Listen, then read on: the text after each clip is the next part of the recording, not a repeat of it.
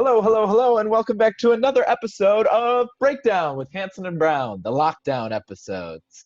Even though restrictions around here are starting to light up just a little, we're still going to call it the lockdown episodes because we're still here at home over Zoom and not all together. Anyways, today with me is my other guy, my main man in isolation. It's Joe Brown. Joe, how are you today? Howdy.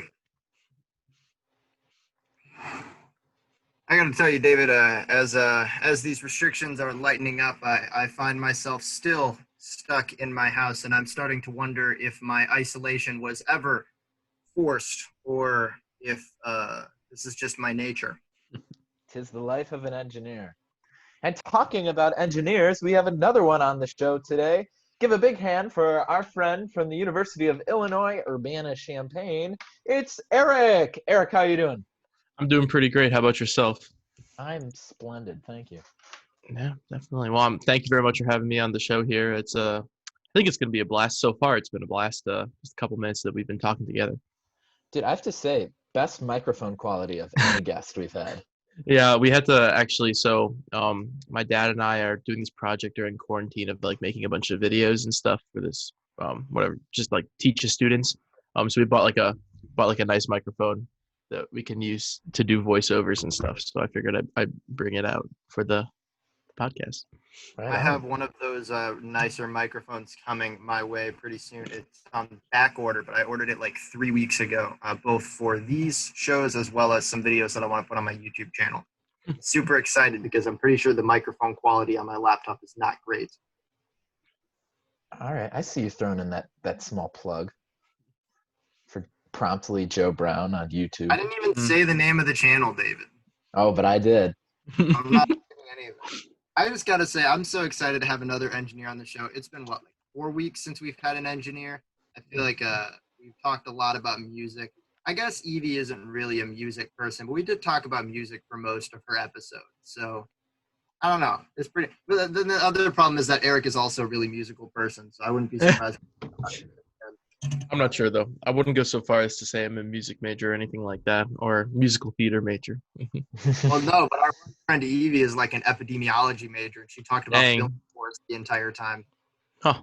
Well, we'll put kind of footloose rules on this episode if that makes you happy, Joe. Or no dancing, no music, none of that. Oh, All right. I love Footloose.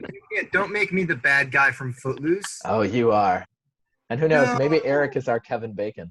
Oh, maybe. Actually, I've never seen Footloose, so. It is one of my all-time favorite movies. Quality movie. Also one of my favorite musicals. Good show. Good show. Eric, you are an engineer, but more specifically, what type of engineering do you do and what got you into it? Well, to go into more specifics, I'm an aerospace engineer. I mean that pretty much sums it up right there. I mean I'm a freshman, so like in college, well, I guess now sophomore, so I can't really elaborate too much more. In the future, I hope to make the big rocket engines and go into propulsion and stuff like that. But yeah, actually, strangely enough, the thing that really got me interested in aerospace engineering was kind of a mix of three things. First of all, I've been super interested in like sci-fi and fantasy stuff like that since I was like really little. Star Trek, Star Wars, all that stuff. Halo. So going forward, I was like, you know what? Aerospace engineering has to do with space. I kind of like space because I like sci-fi stuff. So why not? That's one thing. Another thing is I was getting really tired of people asking me, all right, you're a senior in high school, you're a junior in high school, what do you want to do with yourself? And I was really tired of people asking me that. So I just started telling them I wanted to do aerospace engineering. And that was like kind of like my default answer until about senior year when I discovered this idea of I can go into more depth into it later because it's pretty complicated, but it's the idea of like basically getting on to a plane in O'Hare. So imagine like you go to O'Hare Airport, check your bags, get on a plane. Next time you get off the plane, you're on the moon. That's something that I'm interested in like pursuing and working on technology for. So. Okay. Yeah, just take a day trip over the moon. Yeah, pretty much. Now, wait, on the topic of planes that can go to the moon, have you, in that field, considered the Kyrgyzstan video that I showed you about using orbital slingshots to take supersonic planes into space? Yeah, it's not that far off. Basically, all you have to do is you get a plane, you get to go in super fast around the Earth, and then you just like beep, and you nudge it up into space. And then once you're in space, that's the hard part. The easy part is getting to the moon. Love it. I love it. So cool. It's that simple. It's that simple, guys. That's kind of cool. I would love to come to a place where one day we could just, be like, kids, what do you want to do today? Well, let's go to the moon. All right, let's go to the moon. Yeah, exactly. That's why I'm probably not going to see, maybe who knows, like SpaceX and stuff, but I wouldn't imagine myself being able to see where we get to that point, but I hope to help it along the way, so to speak. And once we figure out a way to get to the moon, it's only a matter of time before we go to Mars, and then who knows from there. Yeah, last time I heard that, I think it's 2024 astronauts are scheduled to land on the moon again. So get hype. Right on. And like what about like space really that like just draws you in, Is it like the fact that there's so much we still don't know about it? Is it the fact that it's like something that's much bigger than us? Like what about space that really gets you? Yeah, definitely those two things for sure tie in. Like it's the ultimate, it's the final frontier, to quote Star Trek. I mentioned I'm a big sci-fi nerd. Space. Yeah.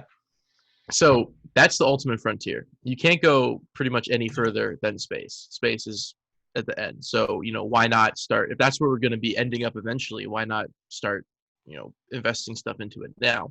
But another reason why that I really enjoy space is because this is actually, I'm kind of like drawing on my like college application here. This is kind of like what I wrote down. But I don't know, it's probably a good reflection of the way I actually feel. So I feel like, if you go back generations, right, there was the big thing was traveling through the sea.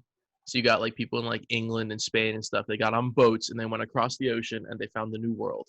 Sure, there are already people here, but like, there was that level of exploration. Then you got like a couple hundred years later, people making trains, and now they have trains that go across the country, and they're like, oh, they find like California and they find cool stuff there. I think we're at a point now where it's not boats and it's not trains, but it's actually rockets that are going to take us to find new places like the moon or Mars or stuff like that. So I think we're like on the brink of this like transportation revolution. I like that. So we've done the ship part where we've explored space. Now we just got to get our train, so to speak, into space. Basically, yeah. Okay, I like that. I never really thought about it that way. That's a cool comparison. Mm-hmm. I have another engineering question that I've actually talked to Eric about before, but I think it's such a cool point that I'd like to bring it up on the show so that Eric can elaborate for us here. And that question is, if you want to work, in space, you want to work on rockets, that kind of stuff, there are a lot of different disciplines of engineering that you can go into. Places like NASA and SpaceX, they employ electrical engineers, mechanical engineers, computer scientists, as well as aerospace engineers. So of all the disciplines of engineering, what drew you to aerospace specifically? What's going on in that curriculum that interests you? Yeah, that's a tough question actually, because I had the same question myself going into my freshman year of high school, and I talked to a bunch of different people because the way I kind of was coming into college is I was looking at it with like, okay, this is kind of this time where obviously, I'm going to be living on my own. But in terms of my education, I'm like, this education is going to be a way for me to get to the place that I want to be at. And the place that I want to be at is working for a company like NASA or SpaceX or Blue Origin. So I was talking to a bunch of people and I'm like, what is the best way to get from where I am now, which is a senior in high school, to where I want to be, which is working at one of these companies? And what most people said is they said aerospace engineering. A couple of people actually did say like mechanical engineering. Some people said computer science as well, because they said, oh, computer science is such a huge field right now. If you have a degree in computer science, you could probably, get a job if you wanted to at like NASA or something like that. But I really like the idea of aerospace engineering just because it felt more closely related to what I was interested in. Like it felt like I'd be in school and I would be learning about planes and rockets.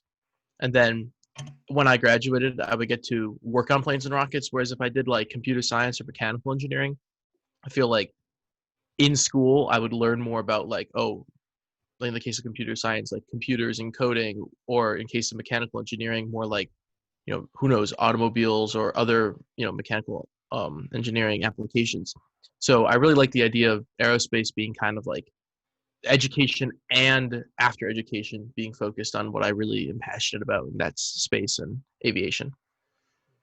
It's actually really similar to the thought process that led me to pick my major. And actually, advice that I would give to engineering majors or kids that are pursuing engineering would be to think about not just like what you're interested in, because a lot of engineering majors are cross disciplinary. And you even mentioned computer science as being a big deal for stuff in the rocket industry. You're a computer science minor, right? Yeah. You're studying computer science along with aerospace engineering. A Mhm. lot of engineers end up doing things that are very different from like originally what their education path was, because the nature of engineering is cross-disciplinary. So when it comes to picking a major, what I did, and it sounds like what you did as well, Eric, was I also chose a major that I felt like was the direction I wanted to go. So I thought to myself, I really love computers. I love everything related to computers.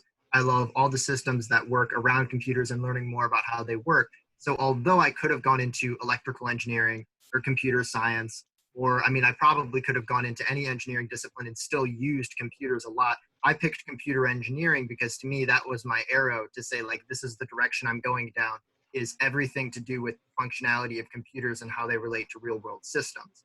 And although I'm going to end up having the ability to do a lot of different things, picking that particular major, like that name major, that Mhm. curriculum, that was my arrow pointing me in the direction that I wanted to go. Yeah, yeah.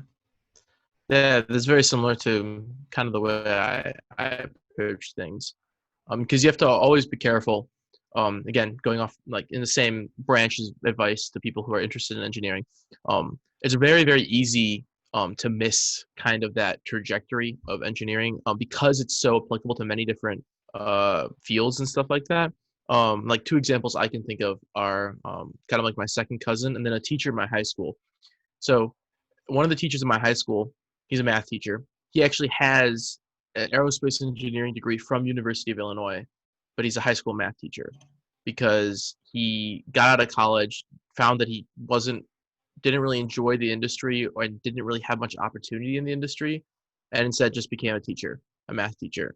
Um, so he was like, yeah, he said in retrospect, I probably wasn't as ambitious as I could be to pursue engineering because you have to be pretty like gunner to want to get those internships and stuff. But he's like, I enjoy what I'm doing now, and it's pretty awesome. Then my second cousin, he's actually an aerospace engineer, but he went to a company and got pigeonholed for like 10 years working on this one sub-assembly of a particular wing for like this small aircraft. And he just absolutely came to despise his job because it was so monotonous and repetitive. Um, so while engineering like gives you a broad range of things to be able to like work on and enjoy, like you could be an aerospace engineer and go work on cars or rockets or planes or even buildings. It's you also have to keep that sense of direction if you don't want to end up in a place you don't want to be. And I assume the field is pretty competitive, so you have to, it's hard to know where to go at the right time, but you also don't want to make a mistake because you don't want to end up somewhere where you don't want to be.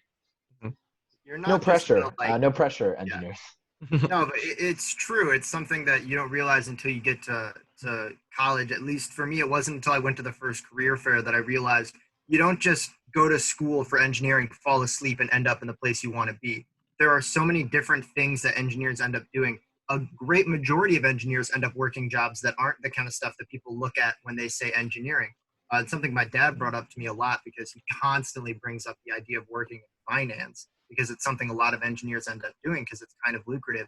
But it's not what I want to do. It's boring. It isn't an application of the kind of design work that I think is really interesting from engineering. But if you're an engineering student, you're familiar with computer science, you're pretty good at math and other forms of statistical analysis, it's pretty likely you could get a job at like a finance firm or an insurance company running through numbers, doing financial analysis. Like with a degree in engineering, you'd be perfectly qualified to do that. You might make a lot of money, but that's not NASA. Like you don't Yeah. just fall asleep and end up working on the cutting edge of technology. Those people work really, really hard to make sure that they understand all of those systems and that they have the experience to be doing complex things that have never been done before. And if you want to do that kind of stuff, you not only have to continually be learning, but you also have to be pushing yourself in that direction and talking to the right people and constantly fighting in that direction, because there are a lot of kids that stand in line for NASA at the job fair. A lot of kids. Eric, I'm pretty sure you stood in line for them, didn't Yep. you? 35 minutes. I didn't even bother because they didn't want to talk to freshmen. It's a long line.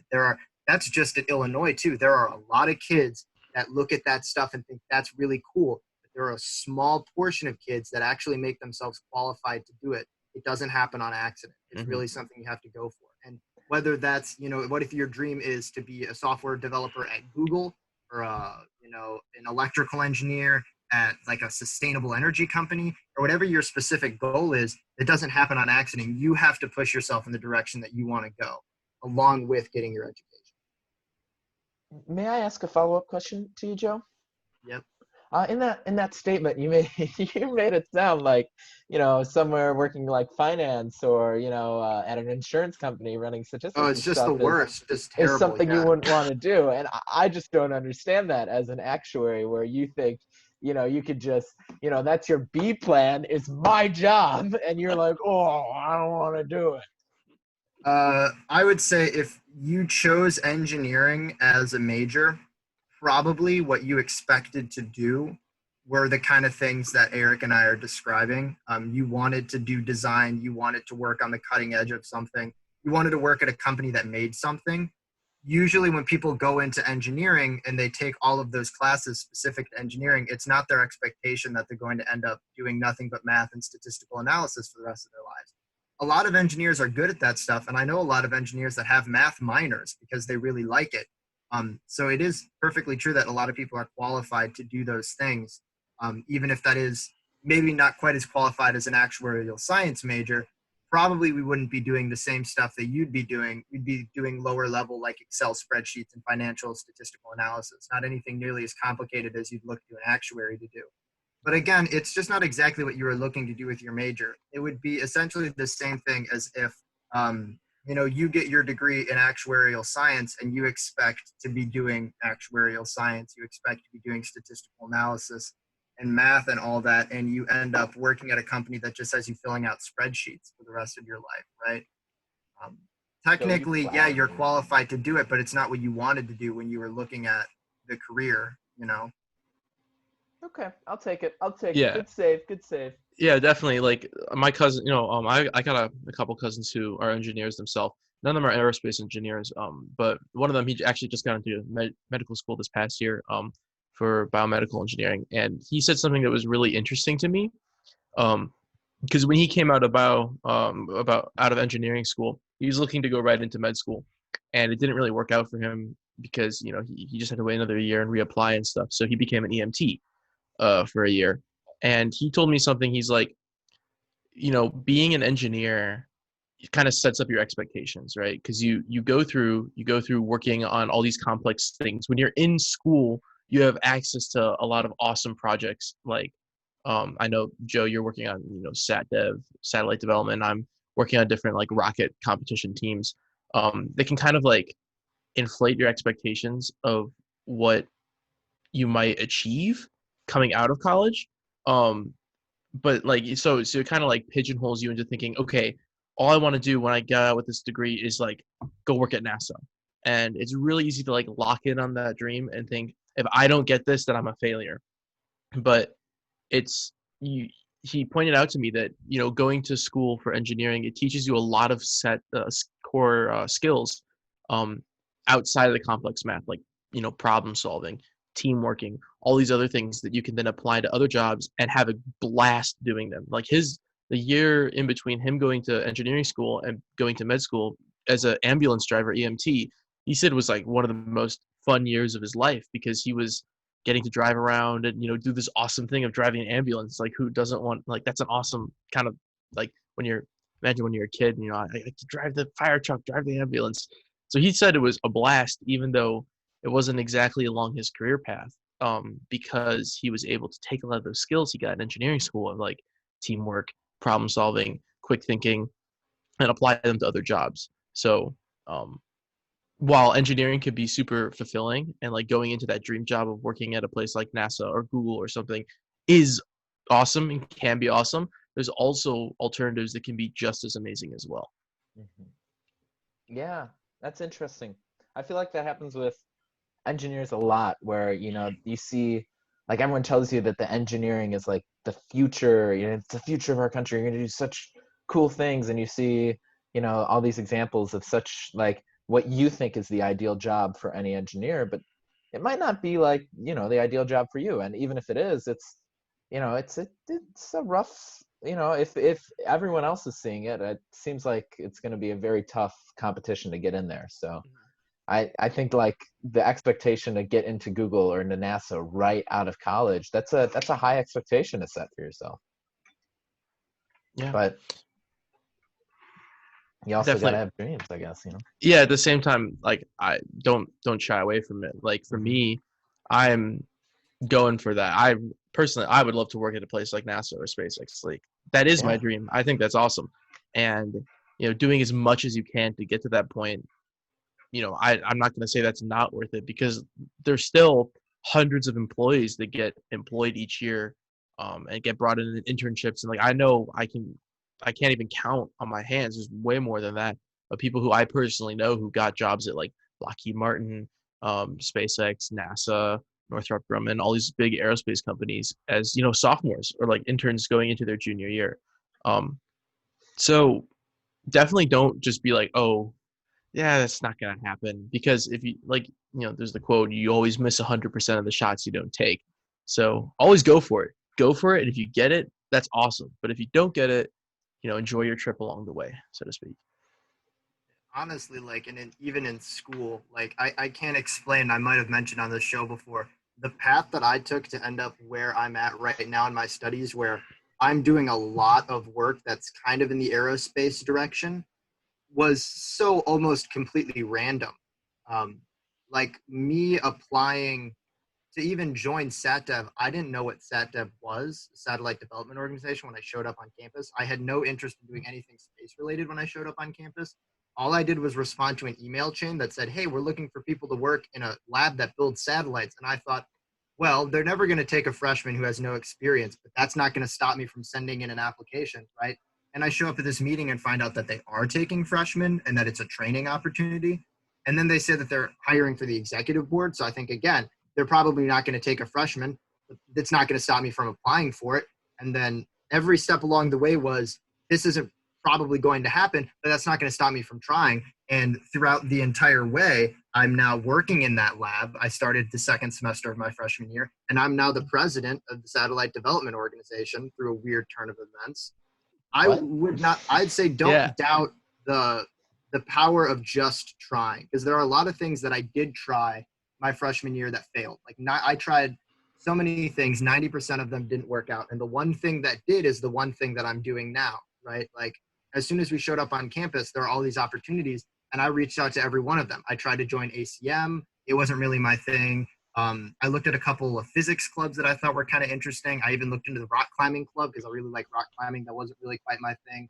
And I looked at all these opportunities. I went to the career fair. Not one person sent back my application to me. I applied for like 9 internships, and nobody cared. Like, all of these things, as soon as I showed up on campus, that I just kept trying and trying and trying, and only one of them worked out, really. But you only need one, right? That it consumes my entire extracurricular life now. It's like this really awesome thing that I'm doing. So don't get discouraged by trying stuff. That's how you find the right things, by trying and failing over and over Wow.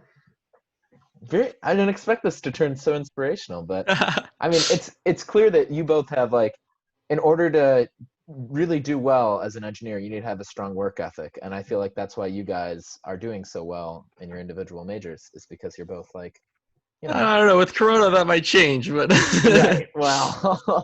Good old. But I mean, clearly, you guys both like have a goal that you want to get to, and you both know what you want to do along the way. And I think that's an important thing to do, especially when you do have competition, is to really work, make sure you're doing the best you can. So that's pretty impressive, you guys. I have a question though, Yeah. for you two engineers. There's always like, because there's so many options for engineering, like there's like chemical, there's mechanical, civil, yada yada yada.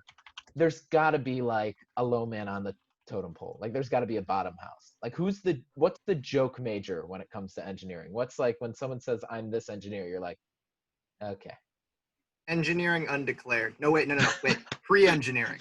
pre-engineering. Is that like Pre- is that like pre- the? I know Joe's a big Harry Potter fan. Is that like the Hufflepuff of the? No, even It's worse. not even. Pre-engineering is like Muggles. Yeah. Uh, Pre-engineering is like the summer camp to Hogwarts before you even get into Hogwarts. At U of I, there are a couple different options for applying to the College of Engineering. The College of Engineering is really competitive, so oftentimes you get what's called like a backup major. I applied with a backup major of electrical engineering. Certain majors you're not allowed to make backup majors. Like computer science is too competitive. If you didn't get in for your first choice, you're not getting in for computer science. So they don't let you pick it as a backup. But sometimes the backup is like engineering undeclared, right? You might apply just to be in the College of Engineering, which is hard to get into, but then later on you're going to pick your major and see if you can get into that specific major. You might not, you probably will, depending on which major you pick later on. Pre-engineering is not in the College of Engineering. If you get accepted for pre-engineering, you're in the Department of General Studies. It's essentially the same thing as going to college undeclared. The only difference is you've decided you want to go towards engineering. So we're talking about kids that aren't in the College of Engineering courses. They're allowed to take classes that go towards an engineering major, like math and physics, but they're not allowed to take any sort of engineering classes. Whereas if you're engineering undeclared, you can take like ECE 120, like an intro electrical aerospace course, an intro mechanical, decide what you like, go towards that major. Pre-engineering majors aren't allowed to take any engineering classes. So they're just on campus in the Division of General Studies, take that they're going to get accepted to the College of Engineering, just so that they can start an engineering major and be behind an entire year as they go through their major. And the chances of them getting into the College of Engineering is not great either. Yeah, because College of Engineering is also very competitive. Mm-hmm. So pre-engineering isn't like pre-med or pre-law or something where that's like the path you want to take. Pre-engineering is what you want to avoid. Yeah. Yeah, basically. Sorry to any pre-engineers listening out there, but yeah. Engineering undeclared is great. I think the kids who do engineering undeclared, it's a great. Oh shoot! Wait, okay, yeah. Sorry, everything froze for a second. Okay. You get accepted to the College of Engineering, and for 90% of engineering majors, unless you want to be a computer science major, you're probably, if you're a good student, going to be able to get into that major. And if you really want to do, engineering undeclared is not a bad idea. But pre-engineering might kind of trick you into you thinking that it's sort of the same thing as engineering undeclared, but it's not. It's way harder to get into the engineering disciplines, and you're also not allowed to try out. You're doing it. You still can't take engineering courses. So I think it's just kind of a bad deal for the kids that end up in that program. I think a lot of times they just don't really understand what it means. Yeah, like one of my friends, who's, I know him not because he's an aerospace major, but because he's in one of our aerospace RSOs where it's called Space Grant, making a big rocket to do these cool objectives.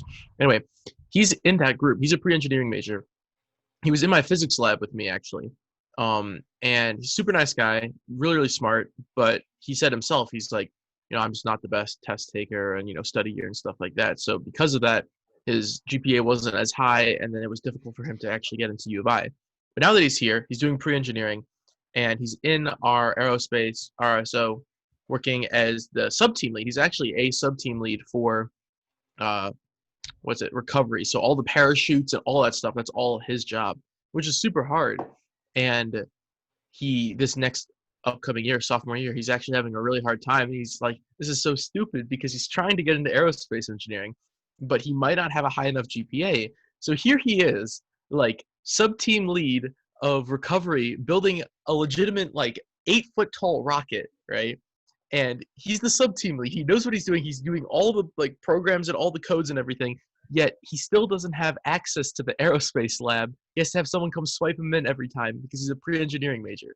So It's yeah. it, It's really it's just it's really it's and I dumb. don't I think Eric and I maybe we should re-clarify on some of the stuff we said about pre-engineering. We're not like looking down on pre-engineering majors. We're not like making fun of them or anything. Yeah. When we say that they're kind of like, ugh, it's just that it's an unfortunate situation to be in because you clearly want to be doing engineering and that program doesn't really allow you to do any engineering. They kind of like they put the word engineering in it, but you're not in the college. You can't be taking any of the college courses. And there's a good chance you might not even be able to get into the college, especially if you want to be an aerospace engineer, which is one of the more competitive majors to get into because it's a very small department at U of I. It's just kind of an unfortunate situation to be in. And it's something you should really consider like thinking about before you go to U of I. Like if you have the option of going to U of I as pre-engineering or going to a different school that maybe doesn't have as good of an engineering program, but you got into the major you want, you should probably go to the other school because there's a good chance you'll waste your time at U of I not getting into the major that You guys really turn this around on me. I was trying to get you guys to bash someone, and now all of a engineering sudden is we're hard, David. throwing a I don't pity look down party. on any form of engineering. Anything that I don't like I personally hate chemistry. My dad is a chemical engineer. That doesn't mean I look down on chemical engineers. That means I look up to them because I don't understand anything that they're doing. It's so hard. It's ludicrous. I almost failed chemistry when I took it last semester, and I took like an intro chemistry class. Like it's insane. I think a more interesting question would be if you asked Eric and I both what engineering major we think is the most difficult, because I think that comes down to your personal experiences and preferences. Mhm. I think you'd get a different answer out of most engineers. Okay. It usually wouldn't be their own major.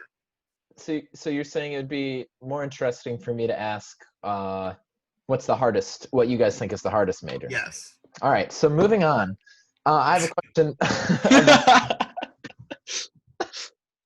No, please. I'm very curious to know what do you guys think individually each is the hardest engineering major? Without a doubt, ECE. ECE. Okay. Really? You're out of your ECE. mind. The correct answer is bio.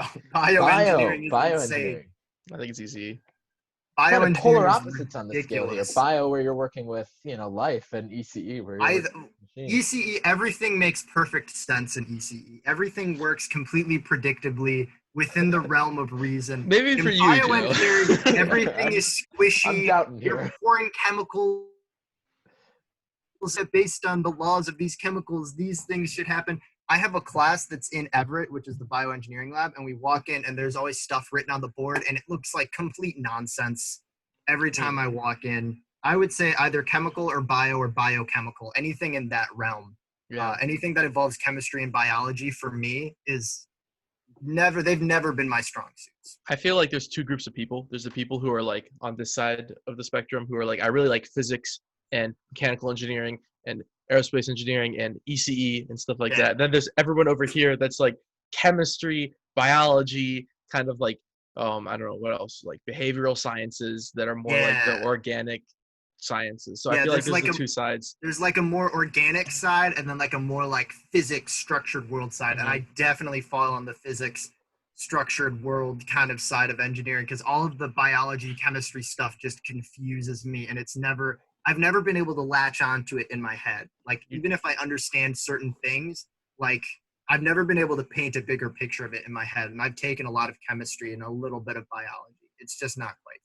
You make a good argument, Joe. I might have to change my. Yeah. I will say biochem kind of sounds like cheating because you're just throwing both of them together. Like as a major, like pick one, like pick a lane. The reason why I didn't originally say biochem was because at least at Illinois, biochem isn't in the College of Engineering. It's an LAS because it's considered a pre-med program. So biochem, kids that take biochem generally, they're a little bit more into the medical field.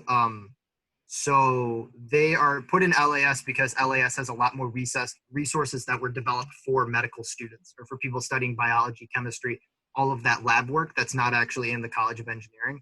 So although it's like an engineering major, it's not in the College of Engineering. But that being said, I think it is probably one of the hardest engineering majors you could pick, even though it's not technically in the College of Engineering. Very difficult. Shout outs to my mom. Yeah, anybody who's in the medical field whatsoever, I have mad respect. Not only is that stuff really difficult, it takes a special kind of person to be able to do it. I'm so squeamish. I wouldn't be able to do. I couldn't dissect a rat freshman year of high school. Like, I wouldn't touch it. Really? Yeah.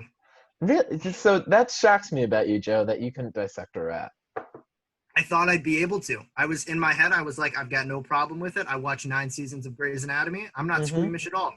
As soon as we were actually there and they were like, touch it, I didn't want to do it. See, I dug right into that rat. Yeah, I was same. like, yeah, boom. Nope. We had a little packet. We didn't do rats for ours. We had fetal pigs, which was a little bit weird. They're just like little pigs, like the length of like your forearm. Yeah. Yeah. So we had those. Our group, we had like a packet of what we had to dissect. Our group just like finished and then kept going straight off the packet. What else is in here? We're like, oh, what happens if we like? This is kind of weird. We're like, what? Can we find the brain and like look for that and like, and there's this one scene, like I just remember this in my head where like we got it open and it's like, oh, find this part. And my friend is just like, all right, let's go find it. And he like just like dives in and starts like moving his hands around. And I wasn't even about to do that. I was like using all the tweezers and stuff because I didn't want to touch it. But that man was ready to perform an autopsy. Oh my gosh. I'm not. I always said, I think I've mentioned this to Owen DeGrace as well, our friend who has been on the show before, that's a veterinary science major, that's in that area, that like that stuff, I couldn't do it. I like surface level studying medicine. I think human anatomy is really cool. I like looking at all that stuff, but I'd never be able to do it as a career because I just don't like touching things. I also don't really like touching people. So like anything in that area, I'm not a fan of. Yeah. All right. My final question before we get to any games, unless Joe, you do you have anything else you wanna? No, I'm not gonna force you to ask us another question, David. It was just the one. Joe, it's so kind. You can ask whatever you want. It's all up to you. So how do you both feel about the generalization, the stereotype where if you're having a conversation with an engineer, by the end of the conversation, you'll know they're an engineer. It is very true. Yeah, it holds true. Okay. Pretty much, yeah. I think it's less so because the engineer will specifically talk about them being an engineer. Although for some people that is true, but I think a majority it's not true. It's just the way they talk about things. Because it gets drilled in your head so hard, like the engineering mindset of like, oh, problem solving. You always got to fix this, optimize efficiency, all this stuff. That you have a conversation, you're like, okay. Yeah, this guy's an engineer. If I've ever had a conversation with anyone about anything, it might have spiraled into me trying to understand how the thing works, even though nobody else cares. And everyone will have moved on from the topic. And I'll be like, no, wait, but like if you think about it, how did they get it to, because like one way of doing that would be this, but it wouldn't actually, and they're like, we don't care how it works. We're done talking about that. They're like, I'm constantly in, break it down, reverse engineer it. How does this work mode? I can't turn it off. But there are also definitely people that just don't have much else to talk about just because they spend all of their time working on engineering stuff. It's like, you're going to talk to somebody. What are they going to talk about? They're going to talk about their interests. They're going to talk about what they've been up to, right? If everything you do is engineering, it's going to get brought up. There are a lot of kids that are like engineering, like super focused on it. So I think it's pretty true. You will generally know. If the only thing you can talk about in a conversation is engineering, yikes. Usually it's also video games. For most engineers, they might also be able to talk about video games. Yeah. I can get behind that. I have yet to meet an engineer that doesn't love Minecraft. I have even people you wouldn't expect. I've met kids that are like super serious engineering all the time, and you bring up Minecraft and like, oh, I haven't played Minecraft in so long. What a game. True. I'll say I was never on board on the Minecraft train until quarantine hit. And then a bunch of my buddies were like, so anyone want to craft? I'm like, all right, I'll anyone want to craft? Anyone want to craft? Let's and I'm like, do it. All right, I'll try it out. It's kind of fun. I'll admit it. Shout outs to anybody who's watching and anybody here. I have a Minecraft server, so just hit me up if you want. Yeah, I gotta log onto the server later, Eric. I haven't been on in weeks. There After it I is. finish Tetris, I'll log on to the Minecraft server. That might have to be our plug at the end of the episode. Server's right there. Minecraft. Yeah, this is Oh. sponsored by Forge. Oh, Sponsored by that's true. Microsoft. I think Microsoft owns Minecraft now. Yeah, thank you for reminding me. We do have to do our ad read for the episode. Yep. This is how we make money. Today's episode is brought to you by Minecraft, formerly owned by Mojang, now owned by Microsoft because capitalism, man. Have you ever thought to yourself, man, I hate rounded edges? Well, luckily for you, there's none of that in this game. Go check out a blocky world where you can make anything, as long as you're in creative mode, which you'll get made fun of for by your friends because they'll say, "Oh, you should do survival mode. That's cheating. You can't do creative. That's lame." Or cry yourself to sleep as you worry your way through survival mode, as every time you freaking turn around, there's something that's gonna blow you up. Minecraft. David, I feel like this is based on personal experience. No, that's the ad read I had to give. So that's the ad read Microsoft sent you. Okay. Yeah, Gotcha. word for word what I had to give. All right. Okay. As we get near the end of our episode, we like to end it with a little game, Eric. A little game we usually play at the end of every episode. And it's a little game we like to call Joe. Sticks and stones to pay your loans. So why don't you explain it to us? This is a very simple game. Each of us is going to come up with a scenario that's going to go along with you accepting full payment of all of your student loans. So the premise is going to be all of your student loans are paid, free, completely done with. It's essentially the same thing as you getting a full ride, all of your tuition's wiped off. But in order to accomplish that, nothing in this world is free. You have to put up with some sort of wacky situation. It can fall into any realm of unrealisticness. It can fall into any realm of fantasy, or it can be very realistic. Whatever it is, you have to put up with this condition. And then the question ends up being, would you accept it to pay your student loans? All right, sounds good. I'm accepting of the challenge. All right. David generally is the only one that prepares one ahead of time. So, David, do you happen to have one? Do I have one?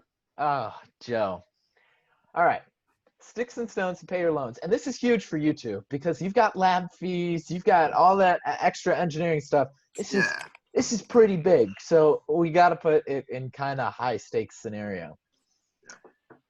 Every sticks and stones to pay your loans. But let's say for the rest of your time in college, every night when you go to bed, you get a nice good sleep, you wake up the next morning completely buried in sand. You have to dig your way out of your bed to get to where you need to be every time you fall asleep. Now, here's the problem. This is every time you fall asleep too. So if you get knocked out, if you take a nap, if you fall asleep in class, boom, you wake up and you have to dig your way out of a bunch of sand. Does the sand stay there? I spawned a pile of sand and now I have to deal with this sand? Yeah, it kind of stays there. You're gonna have to clean it up. It's gonna be in places where you don't want sand to be because that's just how sand works. It always gets in itchy places. And this is for what? The rest of all time, or? No, for the rest of your time in college. Every time you wake up. The rest of your time in college. So for the next 3 to 4 years for you engineers. That is, what am I going to do with all of this sand? Enough sand to bury me every single day. I'm going to be spending hours a day just cleaning sand. You can become a glass blower. True. See, I would take that if the sand didn't stay. If you just had to wake up, if you had to wake up and crawl out of it, I'd be okay with that because dry sand isn't that bad. You can just brush it off and you're fine. But since it stays, I'm just imagining myself, because I'm going to be in an apartment next year, just being in my tiny room in my apartment and it's just filled with sand. Sand everywhere all the time. Okay. Think about this. You would have great themed parties. You could have beach parties, Yeah, you could. What I mean, a beach party in your apartment, that's prime real estate for college. Just fall asleep next to a lake. Suddenly there's a beach. Boom. Also, my other thinking is you could become a glass blower. You would never run out of raw material.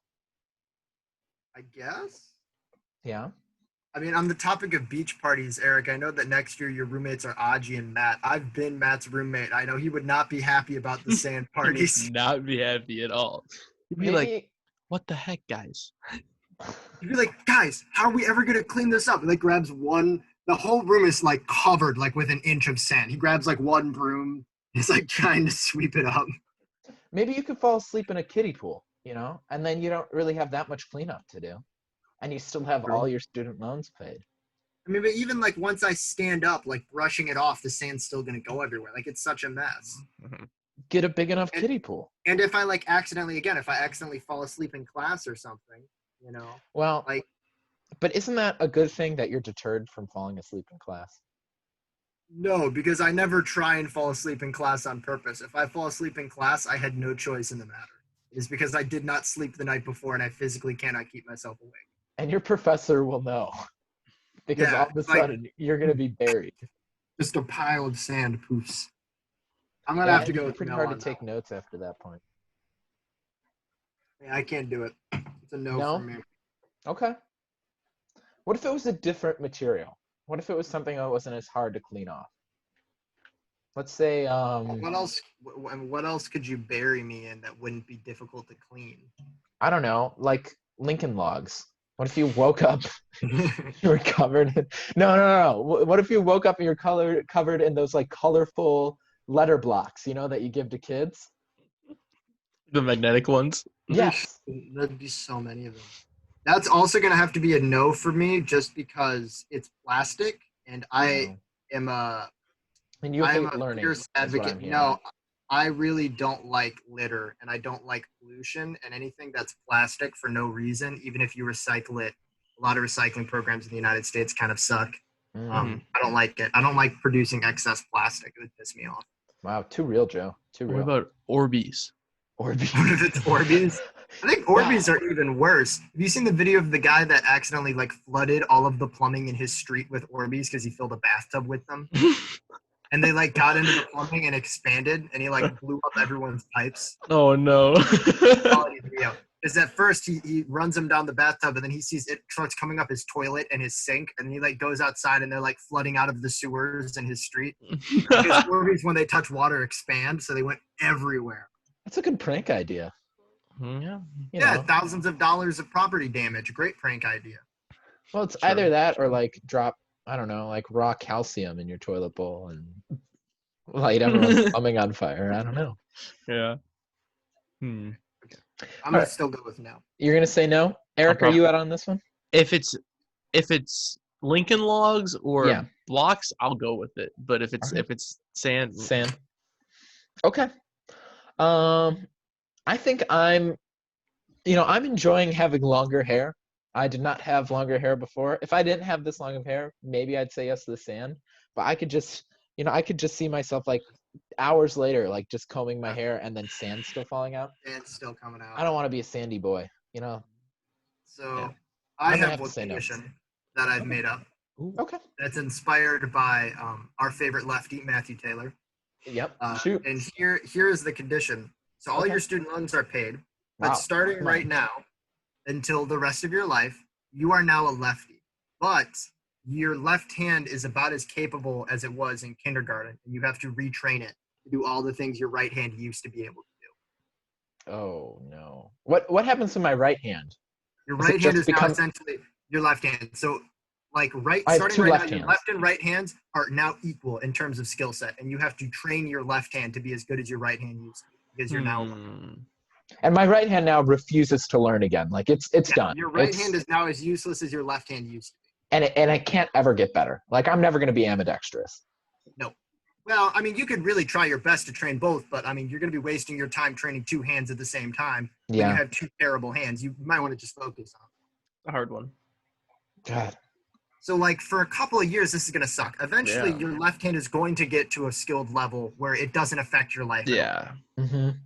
Because I feel like once you're out of, because now you actually know what you have to write. You just don't have the muscle memory to you might be able to learn a little bit faster than you originally did, but it's going to take a lot of hard work and it's going to be immensely frustrating. Like think about brushing your teeth every night, and you have to use your left hand, and you have to like slowly train it to get better. Like your left hand, it should be a little bit more competent than it is right now because it is now your dominant hand, but it's like kindergarten you coordination. It hasn't been trained yet. It's not very good at a lot of things. Okay. You're eating cereal, you get it up in your nose instead of your mouth. Darn it, hand! I wonder, one condition. Okay. Typing on the computer. Well, think about this. One-handed. Think about how good your left hand can type on a computer right now. Okay. Yeah. So I think having both hands as a lefty, you'd still be able to type pretty well. Okay. That makes it much more appealing because then I can actually get through school. Yeah, because typing, if you think about it right now, if you type properly, which I think both of you probably do, you're already typing ambidextrously. So if I make your right hand as bad as your left hand is at all things, that means it's also about as good as your left hand is at typing. It most likely wouldn't affect your typing ability that much. So what I'm thinking is that I'm saving so much money on school. Why don't I just hire, in Rocky, he has that trainer, Mickey, I think his name is, Mickey Goldmill or something like that. Why don't I just get my own Mickey, except for my left hand? And then, after like 2 to 3 training montages later, boom, I'm a certified lefty. Boom, I'm doing freaking kendama tricks with my left hand. Yeah. I'm doing a yo-yo. Now, it would be annoying to try to find like lefty scissors, but I think I could get over that. I also said that it was starting right now, which means you have the rest of quarantine to get going, right, on your left hand. True. I wasn't doing much before. That in mind, I think I would take it. Yeah. I also think I would take it. I'm not, and my job doesn't require me to be really good with my right hand. I'm mostly carrying stuff. So yeah, I think I'd take it. All right. I've thought of one. Please. Quick. Please. So it's 6 in stones to pay your loans, right? Yeah, right. Okay. Of course. So all your loans are paid. Wow. But lots of money. You can't walk anywhere. You have to ride a bicycle everywhere. So even if you're walking from class to the bathroom, you have to get on a bicycle and bicycle to the bathroom. Like through the halls? Yeah, through the halls. Like within buildings? Like if I wanted to go from my chair right here to the ladder over there to get up to my bed, I have to bicycle over. You would have to get on a bicycle, like walk, like you don't have to like pedal the bike, but you have to I have sit to be on the bike to move over, get off the bike, and then climb up the ladder. Now, obviously, if it's like, you have to take like a step to get on your bicycle, right, or something like that. Right. But if you want to go any further than like 3 steps around you, you have to get on the bicycle and move. Yeah. No matter where you are.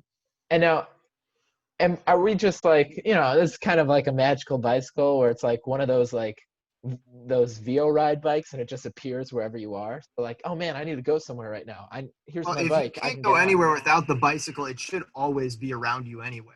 Okay. It's not a magical bike, but it can be like any form of a bike. Like if you manage to find like a fold up bicycle that you can like pack and make super compact, that qualifies. But you just always have to have a bicycle to ride around. Can I get a moped? I mean, Does sure. a moped count as a bicycle? Moped counts? All right. I mean, I think so. Downtown. So you're going to moped around inside your house? Yeah. Just cruising into class. But you have to keep in mind stairs, by the way. Yeah. We are essentially now handicapped in the sense that we have to stay on these wheels. I did not think about it that way, but I guess you're right. Yeah, so we would have to take the elevator. Mm-hmm. But I don't know. I mean, with that much time on the bicycle, I could become backwards bike guy. That guy who rides around campus. I actually talked to him once. He went into Outgeld at the same time that I was, and I was like, dude, gotta say, you're an absolute cryptid. You are the best. And I asked him, I'm like, why do you do it? Why do you do the things that you do? And he said, it's just easier. I don't have to worry about where I'm going. Okay, so for people who don't go to U of I, there's a guy on U of I's campus that rides his bike everywhere, sitting on the handlebars, facing backwards and looking over his shoulder. And he rides flawlessly, like just zooming down the street on the handlebars, just not looking where he's going. And I think a lot of people refer to him as backwards bike guy. And like I said, I talked to him once, and he's like, it's just the way that I do it. He's just like a weird dude. He's got funky socks. You can tell he's just kind of got that whatever attitude. Seems like a cool guy. I would love if you walked up to him and you were like, why do you do it? He's like, well, I had all my student loans paid off. Yeah, I had all my student loans paid off, but I have to ride a bicycle backwards everywhere I go now. I literally, and I love that he answered me. I like walked up to him at the bike racks, and I was like, "Can I ask? I admire you so much, but can I ask why?" And he just has this big grin, and he's like, "Man, it's just the fastest way to do it." That's hilarious. I What live a to dude. roll. Yeah, I think we could do this one. I'm just trying to think of all the places I wouldn't want to bring a bike. Like, Is this I don't like want to the be. rest of? Is this the rest of my life or just college? For as long as you can ride a bike, physically Yeah. able to ride a bike, you have to do it. Oh, good God, no, not for the rest. That's so. Imagine if you're like raising kids and you have to like get across your house to like go do it.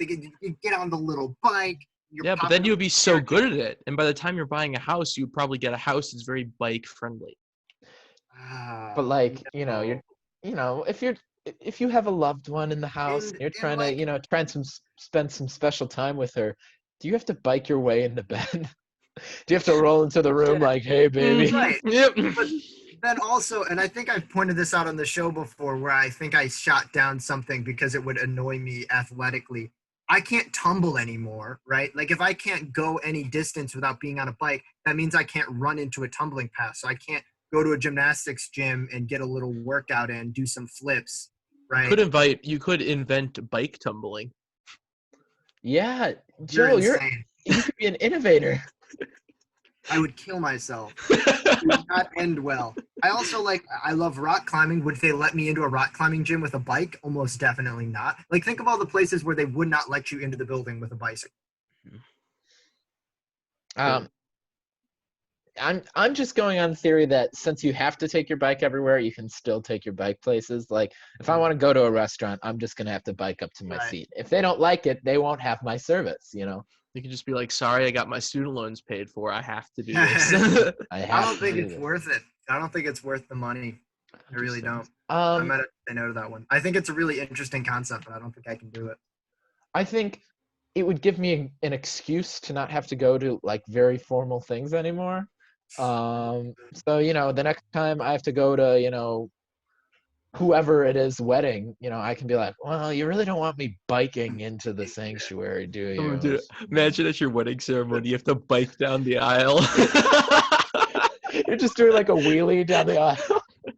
You can make a See, that's where I would bike-themed use the wedding. moped. Everybody's in bikes at your wedding. Everybody has a bike. Yeah. Our girls got a little tricycle.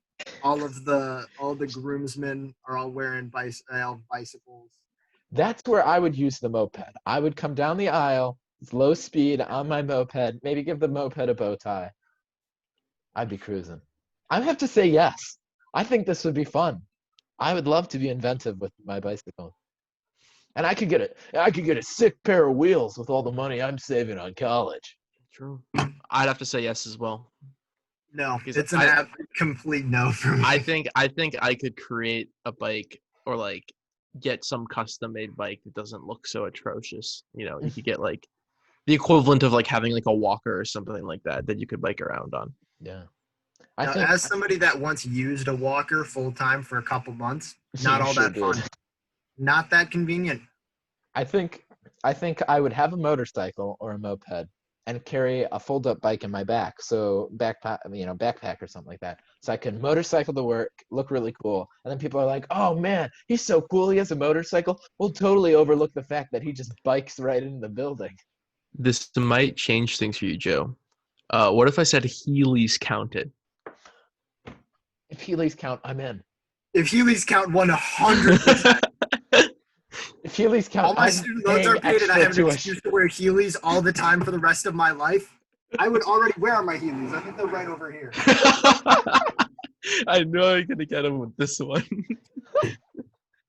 Might be in the- I mean, it's technically two wheels, so I don't know. It is bi in the sense of two, Yeah. Bice. May not Graduating be a college, just the healing. his diploma. I thought my Heelys are in my closet. I think they're in the front closet of my house. Oh, tragedy strikes. I love them. Fun story. So David can attest that I wore Heelys quite often when we were in high school. I wore Heelys on the very last day of our high school year, like very last day of senior year, not graduation, but like the last full day that we had of class. And I Heeled past this one dean in our school that's just the worst. And I had been wearing Heelys like constantly since freshman year. I had been doing this.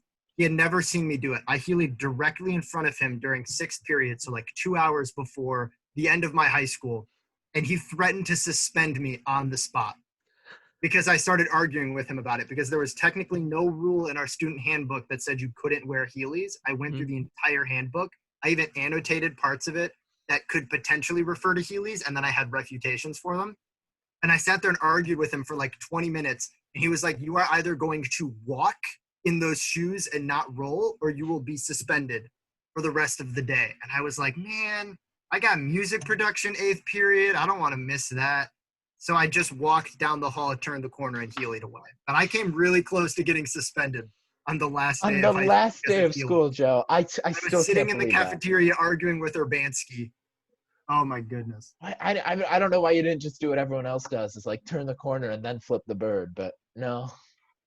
I mean, I kind of did. He was like, I walked away, turned the corner, and like, you can't see me anymore. Hey kid, you so can't much fun. skate here. That'd be a fun project to get Especially- motorized Heelys. Motorized heel. Oh, like the booster boards, but for Yeah. Heelys, that would be pretty dangerous. You You're can go blowing my if mind. you're. The thing is, a high school and a shopping mall are the two best places to wear Heelys because they're big and open and they have flat, smooth floors. And you can just weave through people. You can go insanely fast in Heelys. And in both cases, people will get mad at you. In both cases, you will infuriate everyone around you, which is what you're going for. Yeah, that is part of the fun when you're wearing Heelys. Yeah. All right. I think we're reaching the end of our time here. Eric, before we go, is there anything, that you're doing, anything you're a part of, if you want to, your Minecraft server or any clubs that you want to just promote right now? Yeah, well, we did talk a lot about engineering and the ups and downs of it and all that stuff. But I want to just say, if anybody out there is interested in doing engineering, strongly recommend it. Strongly would like to promote aerospace engineering. And if you come to U of I, feel free to join Illinois Space Society because we'd love to have you there. That's the big group that I'm a part of. I'm not going to specifically plug my Minecraft server now because it's actually my IP address that I have to send to people. So I'm not going to say that. Yeah, but if you know me and you see this and you want to play, just reach out and I may give it to you. So yeah, that's pretty much it. All right. Joe, anything else you want to say to wrap up today? Yeah, I guess if he's going to plug Illinois Space Society, if you come to Illinois and you're an aerospace engineer or interested in space in general, also feel free to join SATDEV. You could potentially work in the Laboratory of Advanced Space Systems at Illinois, which is where I work, building actual satellites that go into space. It's really cool stuff. We're getting a new lab pretty soon. It's in construction right now. So there's some cool stuff going on Illinois' campus. If you're looking to be an engineering student and you're in the state of Illinois, highly recommend you consider applying to Illinois. It's a great school. And all you have to say to get in the SATDEV team as well. I know the president. I watch his radio show. Speaking of knowing the president, ISS and StatDev, we should collab. Just saying. It's gonna happen. All right. Wow, we're building bridges here today, folks. Oh yeah. All right, well, thank you everyone for tuning in. Thank you so much, Eric, for being on the show. Thank you for having me. Absolutely. I mean, like Joe said, after having a lot of musicians, this was a lovely change in pace. So thank you so much for coming on. It was a great show. Joe, anything? Is that all for today? No mockery to make of me or anything else you want to add? I'm not going to force you to ask me any more questions, David, and I'm done making fun of actuarial science. I appreciate that, Joe. It means a lot. Until next Friday. Until next Friday. Well, thank you guys so much for tuning in. If you want to watch any of the previous episodes, you can watch them on our YouTube channel. If an hour is just too much time, taking up too much time for you, go on over to Joe's channel where he is posting shorter recaps of the episodes, some highlights from the episodes, and about 7 to 12 minute clips.